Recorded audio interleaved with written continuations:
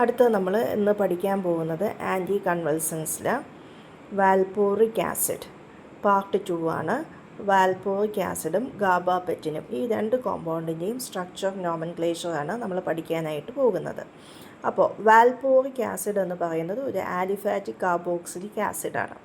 Aliphatic carboxylic acid എന്ന് പറയുന്ന ഒരു സ്ട്രേറ്റ് ചെയിൻ ആയിട്ടുള്ള കാർബൺ ഹൈഡ്രജൻ ബോണ്ട് വരുന്ന ഒരു സ്ട്രേറ്റ് ചെയിൻ സാച്ചുറേറ്റഡ് ആയിട്ടുള്ള ഒരു ആസിഡാണ് ആലിഫാറ്റിക് കാർബോക്സിലിക് ആസിഡ്. അപ്പോൾ കാർബോക്സിലിക് ആസിഡ് എന്ന് പറയുമ്പോൾ അതിൽ COOH ഗ്രൂപ്പ് വരുന്നുണ്ട്.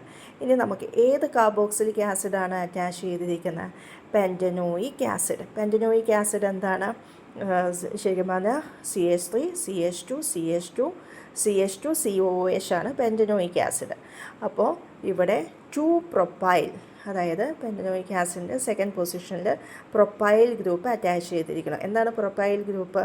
CH2 CH3. അപ്പോൾ സെക്കൻഡ് പൊസിഷനിലാണ് അറ്റാച്ച് ചെയ്തിരിക്കുന്നത്. അതുകൊണ്ട് 2-പ്രൊപ്പൈൽ. ഇതെന്ത് ആസിഡാണ്? Pentanoic acid. ഇത് ആൻറ്റി എപ്പിലെപ്റ്റിക്, അനാൽജസിക്, അതേപോലെ തന്നെ നമ്മൾ ബൈപോളാർ മാനിയ ആൻറ്റി സൈക്കോട്ടിക് ഡ്രഗായിട്ടും കൊടുക്കാറുണ്ട്. ലാസ്റ്റ് വൺ ആൻറ്റി കൺവൾസൻസിലെ ലാസ്റ്റ് കോമ്പൗണ്ടാണ് ഗാബാപെറ്റിൻ. ഗാബാപെറ്റിൻ എന്ന് പറയുന്നത് ഒരു സൈക്ലിക് ഗാബ അനലോഗാണ്. ഗാബ അനലോഗ് എന്ന് പറയുന്നത് ഗാബ അമിനോ ബ്യൂട്ടീരിക് ആസിഡ്. എന്താണ് butyric acid? Four membered aliphatic carboxylic acid containing COOH group. അതായത് CH3 CH2 COOH. അപ്പോൾ ഇത് ഗാമ പൊസിഷനിൽ NH2 ഗ്രൂപ്പ് അറ്റാച്ച് ചെയ്തിരിക്കുന്നു. ആൽഫ പൊസിഷനിൽ COOH ഗ്രൂപ്പ് അറ്റാച്ച് ചെയ്തിരിക്കുന്നു. ഇതൊരു സൈക്ലിക് ഗാബ അനലോഗാണ്. സൈക്ലിക് ഗാബ അനലോഗ് എന്ന് പറഞ്ഞു കഴിഞ്ഞാൽ ഒരു സൈക്ലിക് സിസ്റ്റം. അപ്പോൾ ഇവിടെ ഏതാണ് സൈക്കിളായിട്ട് വന്നിട്ടുള്ളത്?